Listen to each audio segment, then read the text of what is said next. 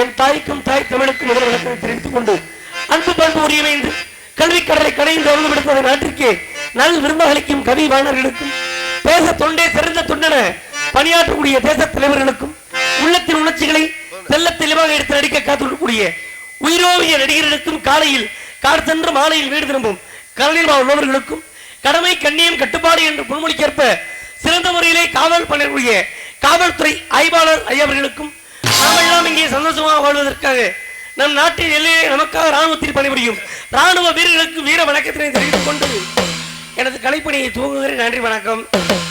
அடே அப்பா என்ன மாமா அட நாட ஆரம்பிச்சு பப்புன்னு வந்துட்டேன். கூட்டத்தை பார்த்தியா? கூட்டம்னா கடுமையான கூட்டம். மனசுக்கு ரொம்ப சந்தோஷம்னே. ஆனா ஒரு சில ஊர்ல கூட்டம் நிறைய இருக்கும்போ ஆனா 4 பேர் தான் இருப்பாங்க. மைச்செட்டுக்காரரு கொட்டையக்காரரு ஊர்ல டீ கடை போடுறது அவரு. அது மாதிரி நம்ம ஊர்ல இல்லை. இன்னைக்கு நல்ல அருமையான கூட்டம். எல்லாம் 2 வருஷம் ஆச்சுல்ல திருவிழா தான் நடந்து. எல்லாம் கொரோனா வந்துருச்சான். அதனால திருவிழா எதுவும் நடத்த முடியல. இந்த கொரோனா வந்ததுல அதிகமா கஷ்டப்பட்டது யாரு தெரியுமா? நம்மளை போன்ற கலைஞர்கள் தான். பாக்கி எல்லா வேலையும் அதாவது பாட்டு கொஞ்சம் நடந்துச்சு. ஆனா அதுல அதிகமா கஷ்டப்பட்டது நம்ம மட்டும்தான். இதுல கொரோனாவில் பாத்தீங்கன்னு வச்சுக்கோங்களேன், கொரோனாங்கிற நோய் வந்து எங்க தெரியுமா வருமா? அது மிகப்பெரிய ஒரு ஆன்மீக பக்தி உள்ளது. ஆமாமா, கோயில் திருவிழாவுக்கு மட்டும்தான் வரும், சாராய கடைக்கு வராது. ஏன்னா சாராய கடை மட்டும் முழுக்க திறந்துருச்சு. நமக்கு மட்டும் இங்க புழப்ப கெடுத்துட்டாங்களா இல்லையா? இதுல இந்த கொரோனாவில் அதிகமா சந்தோஷம் வர்றது யார் தெரியுமா? அடுத்த முன்னாடி வச்சிருக்கணும் ஊர்ல கடை வாங்கணும்னு தான். ஏன்னா கடன் கொடுத்தாலும் எதுக்கு வந்து மாஸ்க் தூக்கி மூஞ்சி தெரியாத அளவுக்கு மாட்டிடுவேன். அந்த சுமாரி அந்த அளவுக்கு தெரியாது. இவனுக்கு தான் கடன் கொடுத்தவன் நானு. இல்ல அடுத்த முன்னாடி வச்சிருக்கேன் தெரியுமா? இன்னொருத்த முன்னாடிக்கு இவன் ஒரு மாஸ்க் வாங்கி அதுக்கு ஒரு மாஸ்க் போட்டு விட்டு அந்த புள்ள புருஷனுக்கு இருக்கே இவன் வண்டியில வச்சு ஓட்டிட்டு போறான். டர்ரு அவனை கண்டுபிடிக்க முடியல. நம்ம முன்னாடி ஆமா மடா நாய்க்கா பண்ணி நீ வேற ஐயா குடும்பத்துல குளறுபடி ஆக்கி விட்டு போயிடாம. ஆமா இதுல நம்ம அரசாங்கம் நமக்கு வந்து எதாவது நன்மைக்கு பயன்படுத்துதோ அதை கூட நம்ம தீமைக்கு தான் பயன்படுத்துகிறேன். இந்த ஹெல்மெட் அப்படின்னா தலைக்கவசம் அது போட்டுக்கிட்டோம்னா இந்த தலையில் வந்து முக்கியமான பகுதி இந்த பின்பகுதி தான். அங்கே அடிபட்டால் ஒன்றும் செத்து போயிடுவோம். மூளைச்சாவு வந்து இல்லைனாக்கா நமக்கு ஒன்றும் வாய் பேச முடியாது. இந்த மாதிரி ஹோமா ஸ்டேஜ் போயிடுவோம். அதுக்காக தான் அந்த தலைக்கவசம் போட சொன்னாங்க. ஆனால் நம்மளால் தலைக்கவசம் அப்படி போட மாட்டேன். வண்டி ஓட்டிட்டு போகிறப்ப முன்னால் அக்கினி சட்டி ஏற்றிட்டு போகிறாங்க தலைக்கவசத்தை தூக்கி. டாக்டர் போலீஸை பார்த்தோன்னா ஐயோ போலீஸ் படப்படப்புல தூக்கி மாற்றோம்னு பின்னால் இருக்கிறத முன்னால் மாட்டி கொண்டு அவர் மேலே கடைசியாக பையனை கட்டிட்டு ஆப்பு வச்சுட்டு போகிறதா இல்லையா? அது மாதிரி கவனமாக இருக்கணும். கேட்டுக்கொண்டு எல்லாம் அமைதியோடு இருந்து நடத்து பாருங்க. வேற காத்துக்களை யாரும் விட்டு போடக்கூடாது. எல்லாம் காத்தா கிளம்புது. என்னையா குஷிதான் வேற என்ன? நம்மால் பேசிட்டே இருப்ப நடு கொடுத்துக்கலாம் அப்படின்னா முடிஞ்சு 500 ஏக்கர் குளோஸ் பண்ணிருப்பேன். கொலை பண்ண கூட நான் தான் கொலை பண்ணேன்னு ஒத்துக்கிறேன். இந்த வேலை செஞ்சவே சாமி சத்தியமா நான் கிடையாதுன்னு ஊர்ல இருக்க எல்லா சாமியும் கூப்பிட்டு சத்தியம் பண்ணிடுவேன். கௌரவம் கம்மியா போயிருமா? இதுல 2 ஐட்டம் இருக்குன்னு. என்னப்பா? ராச குசு களவாணி குசு. இதை உட்காந்து கண்டுபிடிச்சிருக்கா பாரு நீ. நான் அறிவுபூர்வமா யோசிச்சேன். ராஜ குசுனா இப்ப அவுட்டு போட்ட மாதிரி பட்டாறு போடு புகை தெரிச்சு அங்கிட்டு போயிடும் வாடே வராது. இந்த களவாணி குசுனா வெளியே தெரியாம நசுக்கி பொசுக்கி விட்டுருவாங்க. அங்கனே சுத்திக்கிட்டு குடல புடிங்கிட்டு இருக்கும். அந்த மாதிரி ஆபத்தை கருமருந்து மாதிரி செச்சை கருமம் அந்த மாதிரி இது ஆபத்துல கூடாது. அதை விட முக்கியமான விஷயம் என்னன்னா நாடகம் பார்க்குறப்ப நல்லா ரசிக்கிறவங்க பக்கத்துல நாடகம் பார்க்கணும். அது மாதிரி ஒரு ஹோட்டல்ல சாப்பிட போறோம்னு வச்சுக்கோங்களேன், அந்த கை கழுவுற இடத்து பக்கத்துல உட்காந்து சாப்பிடக்கூடாது. அப்பத்தான் நம்ம 2 இட்லி வாங்கி உடைச்சு வாயில வைக்க போவோம். இன்னொரு ஆள் கை கழுவுற சாக்கில் குடலை வெளியே எடுத்து அழைச்சிட்டு இருப்பேன். அப்படி தெளிச்சு விட்டு போனா பன்னீர் தெளிச்சு விட்டா நம்ம ஒன்றும் பண்ண முடியாது. அப்படி இருக்கக்கூடாது. வந்தவங்களை வரவேற்கணும்.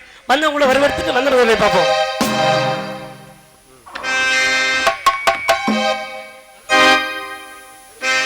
பெரும்பாலும் சிவனாரும் கொண்டாட்டி புருஷனாகி தொட்டு போட்டு போன சுவாமி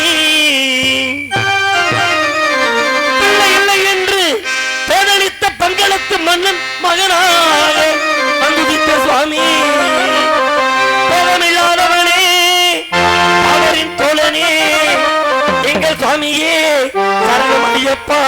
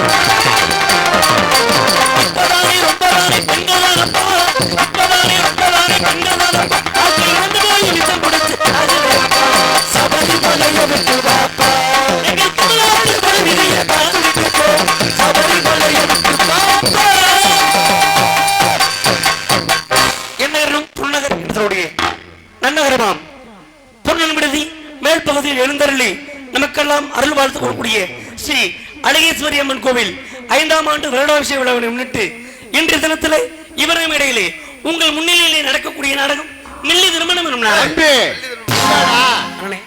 என்ன மில்லி திருமணம்ன்றா? அப்படி சொல்லக்கூடாது. இன்னைக்கு நடக்கிற நாடகம் வள்ளி திருமண நாடகம்.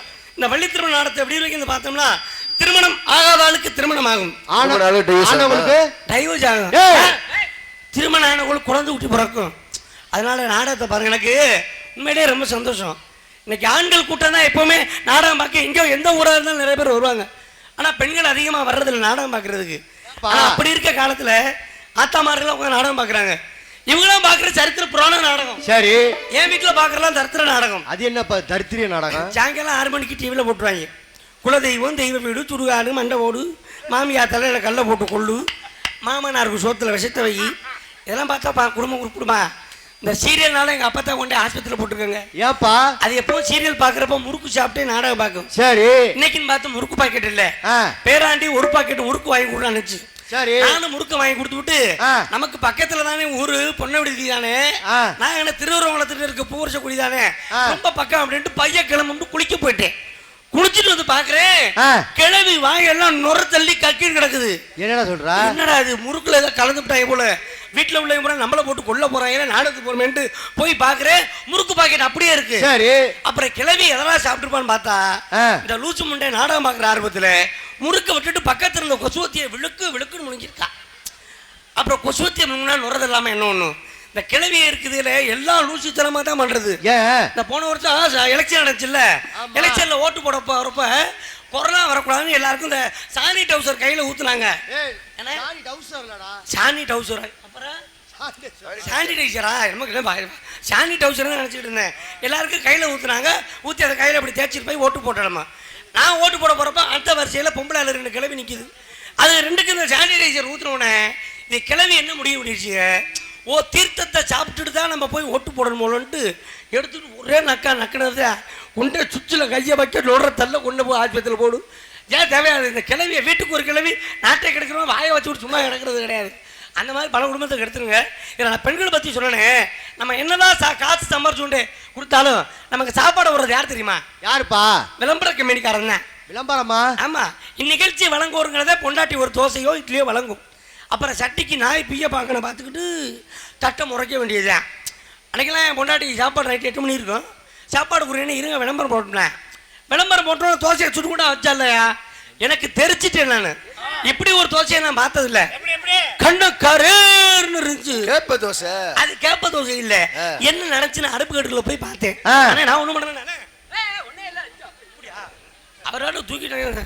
ஏன்னா கேப்ப தோசை கண்ணை கரையறன்னு இருக்குன்னு அடுப்பு கட்டுக்குள்ள போய் பாக்குறேன். அப்புறம் தான் தெரியும் என் பொண்டாட்டி லட்சணம் என்னையா. இந்த சிரிக்கி நாடா பாக்குற ஆர்வத்துல தோசை கண்ணை மல்லா குதிரை குப்புற வச்சு சுட்டுக்குறாங்க. பின்னாடி இருக்க கரிபுற தோசை இப்பதாங்க அந்த பிள்ளை இப்படி கெட்டு போச்சு. முன்னாடிலாம் தங்கமான பிள்ளை. நான் எத்தனை மணிக்கு நாடகம் முடிச்சு வீட்டுக்கு போனாலும் எனக்கா சாப்பிடாம காத்துக்கிட்டு இருப்பா. 11 மணி 12 மணிக்கு தண்ணியை போட்டு சுத்திட்டு வீட்டுக்கு போனாலும் பச்சை தண்ணி பல்லுல விடாம வீட்டுல கொட்டையில கைய வச்சுட்டே இருப்பா. தாவா கொட்டையில இப்படி கைய வச்சு உட்கார்ந்து இருக்கும் வாசப்படியிலேயே. நான் வர்ற வரைக்கும் அண்ணன் தண்ணி ஆகாரம் இல்லாம இருப்பானே. நல்ல புண்ணியவதியா. ஏயா நான் தான் போய் சமைக்கணும். அட லூசு பேல. என்னண்ணே நான் உண்மையே சொல்றேன். சில பேர் வீட்டுக்குள்ள உதவ வாங்கிட்டு வெளியே வந்து நொறுக்கிட்டேன். அது போட்டு குத்தி இருக்கு. அந்த குளத்துக்கரையில நைட்டியை போட்டு துவைச்சது யாரா? நீ தானே? அது என் பொட்டாட்டி துணியை கொட்டே துவைச்சுக்கிட்டு அதிலையும் போய் பார்த்துட்டியானே. விடுனே இதுல இந்த நான் நைட் நாடகம் இல்லைன்னு சொன்னல. நைட்டு 12 மணி இருக்கு 1க்கு இருக்கு வந்துச்சு. சரி வேகமா போயிட்டு எங்க வீட்டு பாத்ரூம் கதவை திறக்கிறேன். லைட் அதுவா எரியுது. மூடுனா அதுவா ஆஃப் ஆயிருச்சு. எனக்கு ஒன்றும் புரியல. ராங் கனெக்ஷன் ஆயிருச்சா? என்ன இல்லை ராங் கனெக்ஷன் கனெக்ஷன் மாத்திட்டாங்கன்னா ஒன்றும் புரியல. மறுபடியும் பாத்ரூம் கதவை திறக்கிறேன். லைட் எரியுது. மூணு ஆஃப் ஆயிருச்சுல்ல. மறுநாள் காலைல என் பொண்டாட்டி சொல்லிட்டேன், என்னடி கனெக்ஷன் மாறிடுச்சா?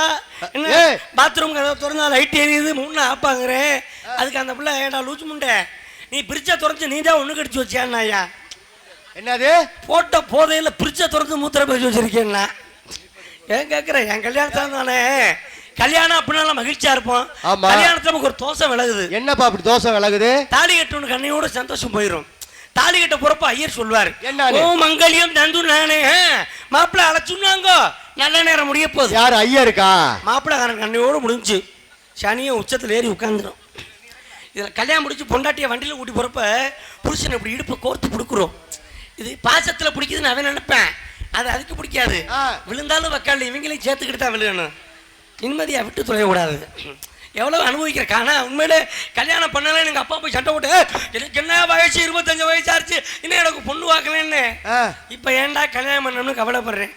ஏன்னா அதுல என் கல்யாணத்துல இருந்தே எனக்கு பிரச்சனை தான். தாலி கட்ட போற அங்க பிரச்சனை என்ன அப்படி பிரச்சனை? கல்யாணத்தன்னைக்கு முதல் நாள் நாடகத்தை வாங்கிட்டு தாலி கட்ட போற நேரம் மணமேடல வந்து உட்கார்ந்துட்டாங்க.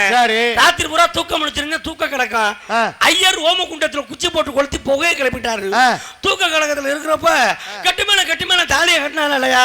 நான் உண்டே தாலியை கட்ட 5-6 பேர் அடிச்சுட்டு கிடக்குறாங்க. ஏன் சாப்பாடு போடலனா? சாப்பாடு எல்லாம் நல்ல வகையான சாப்பாடு தான். என்னடா நடந்துச்சு விசாரிச்சு பாக்குற அப்புறம் தான் தெரியும்.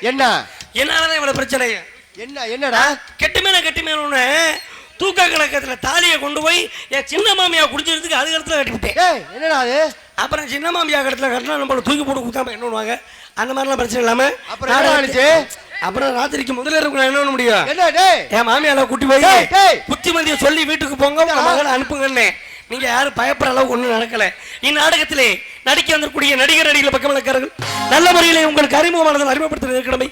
சென்றமெல்லாம் வெற்றி மிஸ் கொட்டிய நடிப்பு சேவேந்தன் அன்பு மாமா புதுகை சிஆர் சீனிவாசன் அவர்கள் வேலன் வேடன் விருத்தினடிக்க வந்திருக்கிறார். இன்னைக்கு வர வேண்டிய அப்பாவுக்கு வந்து 2 நாள் அந்த மலையில நனைஞ்சது உடல்நிலை சரியில்லாம இருக்கனால அவருக்கு இணையாக புதுக்கோட்டை அன்பு மாமா சிஆர் சீனிவாசன் அவர்கள் வேலன் விருத்தன். அதனைத் தொடர்ந்து கானக்குயில் கலைவாணி குயிலின் குரலோவியம் அற்புதமான பேச்சாலும் அற்புதமான பாட்டாலும் உங்கள் மனதை கவர காத்துக் கொண்டு கூடிய அன்பு தோழியர் மதுரை MSK கலைமகள் அவர்கள் வள்ளினாக எடுக்க காத்துக்கிறார்கள். கானப்பிரியர் கனகப்பிரியர் வீணாகானப்பிரியர் அன்பு தம்பி இசைப்புயல் இரட்டையாளத்தை சேர்ந்த M வெங்கடேஸ்வரன் அவர்கள் இவர்கள் மேடையிலே நார்தன் கனகப்பிரியர் எங்களுக்கு பக்கா மேலவர்கள் பக்கமேலும் ஹார்மோனி கலையரசு நவரச நாயகன் தேசிய தேனிசி தென்றல் அன்பு மாமா சம்பானத்தை சேர்ந்த MC ராஜசேகர் அவர்கள் ஹார்மோனியம் இசைப்பார்ப்பில் வாங்கி பாடுவார்கள்.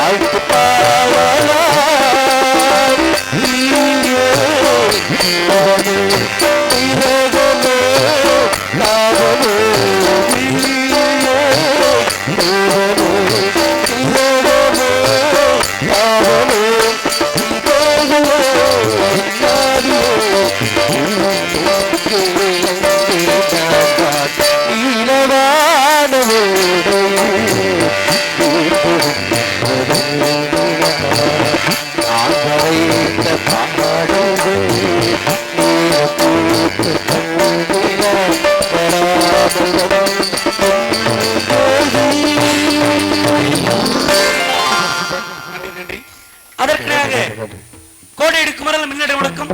அன்பு அப்பா தஞ்சை மாவட்டம் உரத்தநாட்டைச் சேர்ந்த கண்ணந்தங்குடி மேலையூர் ஏ விநாயகமூர்த்தி அவர்கள் மிருதங்கம் அண்டோல தமிழை வீசித்து காட்டுவார்.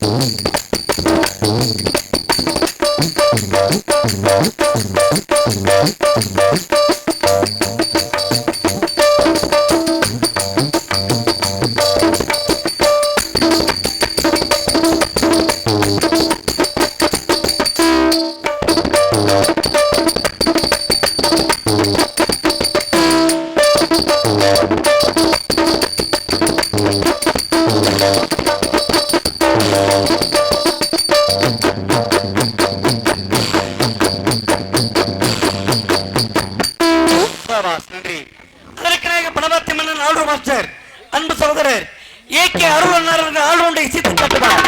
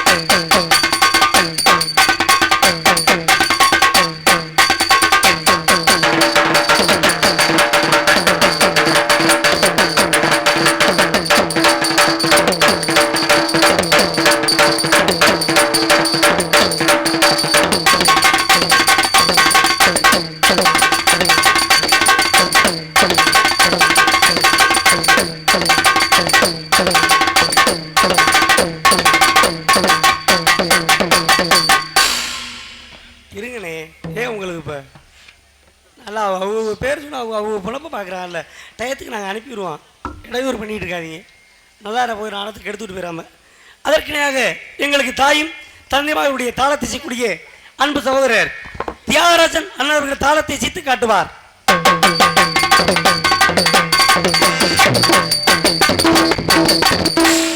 இங்கே கண்ணை கவரணுமாக காஜுடைய வண்ண திரையரங்கம் பிடாரியம்மன் சீனியம்மன் உரிமையாளர் மைனா சந்திரன் அவர்கள் பெருமாநாடு பிடாரியம்மன் வண்ண வண்ண கலர் லைட் ஆபரேட்டர் பாலேஷ் அன்னார் அவர்கள் மற்றும் பிடாரியம்மன் சீனியம்மன் மைனா அந்த லைட்லாம் போடணும்ல.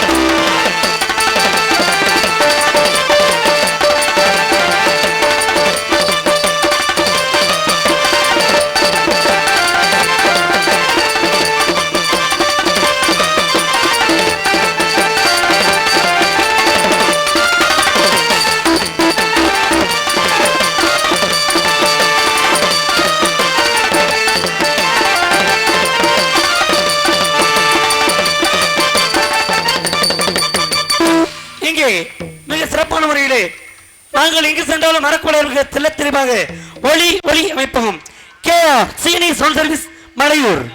KR சீனி சொன்னால் போதும் எளிதில் விளங்கும். KR சீனி சவுண்ட் சர்வீஸ் மலையூர்.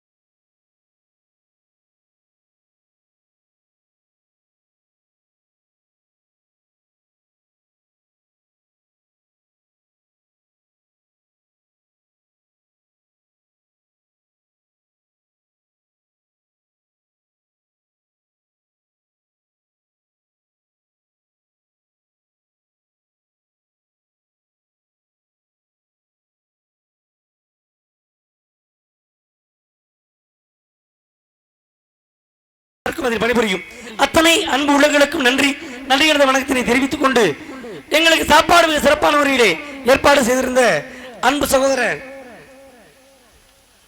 சாப்பாடு ஏற்பாடு குபேந்திரன் அன்னார் அவர்கள் எங்களுக்கு சாப்பாடு மிக சிறப்பாக ஏற்பாடு செய்திருந்தார். அன்னார் அவர்களுக்கு நன்றி நன்றி வணக்கம். அன்னை கூட்டி கொண்டே ஹோட்டலை விட்டு என்ன வேணுமோ நீங்க வேணுங்கிறத சாப்பிட்டுக்கோங்க, காசை பத்தி கவலைப்படாதுன்னு சொல்லி நிம்மதியாக சாப்பிட்டு கூட்டி வந்தாரு.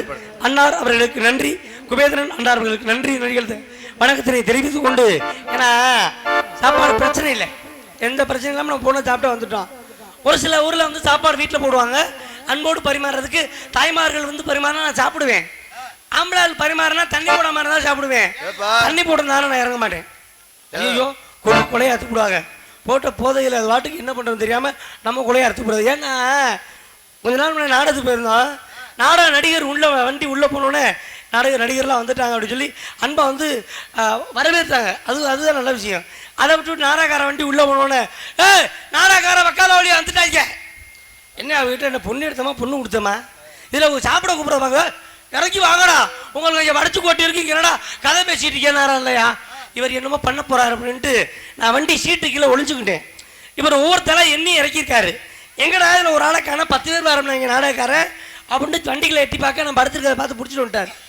சாப்பிட போகிறோம். பள்ளிக்கூடத்தில் வச்சு சாப்பாடு பூட்டி வச்சுருக்காங்களாம். பூட்டு சாவியை காண இருந்தாலும் ஊரே உங்களுக்குறான். நாடகாரன் எடுத்துட்டாங்க அவங்க சோறு போடுறது எங்கடா காண சொல்லிட்டு அப்படியே நொறுக்க போனாரா இல்லையா. இப்படி கையை தூக்குனாரு. அவர் இடுப்பில் தான் சாவி தொங்குச்சு. அண்ணே சாவி உங்கள் இடுப்பில் தானே இருக்குன்னு. எனக்கு தெரியும் நான் பார்த்துக்கிறேன் போட அப்படின்னு சொல்லிட்டு அவங்க திறக்கிறாங்களாம். போட்ட போதைக்கு சாவி ஓட்டைகளை விடாம இங்கிட்டு சைடில் விடுறாரு, இங்கிட்டு விடுறாரு, அடியில் விடுறாரு. சாவி ஓட்டைகளை விடலை. நான் சொல்லிட்டேன் சரி நீ பூட்டு ஓட்டைகளே விடல, நீ கல்யாணம் பண்ணி என்ன கருமாதிய பண்ணியோ சாவியை கொண்டா. நான் வாங்கி திறந்து உள்ளே போய் சாப்பாடுலாம் பார்த்தா விதவிதமாக இருந்துச்சு. சாப்பிட எல்லாம் உட்காந்துட்டோம். உட்காந்து அவர் தான் போதையில் இருக்காருன்னா ஊரே போதையில் இருந்திருக்கு தெரியல. அங்கேருந்து ஒரு ஆள் இலையை போடுறாப்புல, இன்னொரு ஆள் போட்ட போதைக்கு இலையில பூரா ஏறி மிதிக்கிறான். தருக்கு தருக்கு தருக்கு தண்ணி இருக்கிறாங்களா. ஒரு ஆள் கப்பு வைக்கிறாரு, இன்னொருத்தன் கப்பு போட்ட போதைக்கு கப்பை தட்டி விட்டு போறாப்புல. எல்லாம் பண்ணி சாப்பாடு வச்சாச்சு. எடுத்து இப்படி சாப்பிட வாயை வைக்க போனல. எனக்குன்னு ஒரு புண்ணியவா எங்கிட்ட இருந்து வந்தான் தெரியல. தம்பிக்கு நான் தான் பரிமாறேன்னு சொல்லிட்டு வேட்டியை தூக்கி மடிச்சு கட்டிட்டானா இல்லையா. அந்த ஆள் உள்ள சட்டி போடலை. ஏன் எனக்கு நேரம் வந்து இப்படின்னு தூக்கி வச்சுட்டான் இலையில. தனியா வாங்கிட்டு வந்தாரா? அட ஏன்னா ஆமையை அறுத்து போட்ட மாதிரி என்னையா முழிச்சுக்கிட்டு இருக்கேன். என்னடா இப்ப உணா வச்சுட்டானேன்னு. ஸ்பெஷல் ஐட்டமா? அட ஏன்னா நீ வேற அவன் ஐட்டத்தை உணா வச்சுட்டானே முழிச்சுக்கிட்டு. அவங்க இதை கவனிக்க தம்பி இதை நீங்க சாப்பிட்டு தான் போகணும். என் தலையெடுத்து அதை சாப்பிடமா நான் போனேன். பக்கத்துல முத்துராஜ் உட்காந்து அவன் என்ன சொல்றான், மச்சான் என்ன உனக்கு மட்டும் கோலா உருண்டை நல்லி எலும்பனா இருக்கு. அவன் பாட்டுக்கு எடுத்து உறிஞ்சி ருசி கண்டான்னா அப்புறம் திரும்ப நம்ம என்ன பண்ண முடியும். அதனால ரொம்ப சிரமம். அது மாதிரி இல்லை. அன்புள்ளங்களுக்கு நன்றியை தெரிவித்துக் கொண்டு இப்படிக்கு இந்த நிகழ்ச்சியை நடத்தி வரக்கூடிய மாபெரும் கிராமத்தர்களாகிய 4வது கரை ஆண்டிக்குன்புறத்தார்கள் பொன்னன் விடுதி என்பதை தெரிவித்துக் கொண்டு நாடகத்தை மிக சீரோடும் சிறப்போடு வைத்துக்கூடிய நாடக அமைப்பாளர் ராஜ நடிகர் ஹரிச்சந்திர மன்னன் நாடகத்திலே ஹரிச்சந்திர மன்னனாக நடிப்பார். சத்தியவான் சாவத்திலே சத்தியவானாக நடிக்க யமதர்மனாக நடித்துக் கொள்ளக்கூடிய அருமை என்னார் சிடி பழனியப்பன் அவர்கள் இந்த நாடகத்தை மிக சீரோடும் சிறப்போடும் அமைத்திருக்கிறார் என்பதை தெரிவித்துக் கொண்டு ஆடல் அழகி அபிநய சுந்தரி மதுரை ஈஸ்வரி அவர்கள் டான்ஸ் காமிக்க அடிக்க வந்திருக்கிறார்.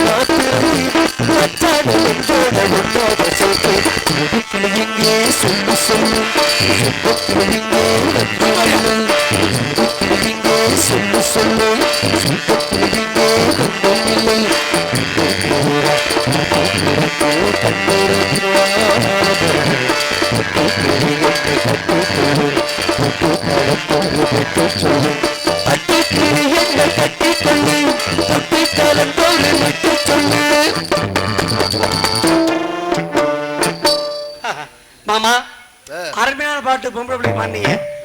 இந்த வயசுல உங்களால பாட மட்டும்தான் முடியும். ஏன்டா அப்படி சொல்ற? பாக்கியெல்லாம் நான் பாத்துக்கிறேன். நீங்க உட்கார்ந்து பாடுங்க. என்னத்தை பார்க்க சொல்ற?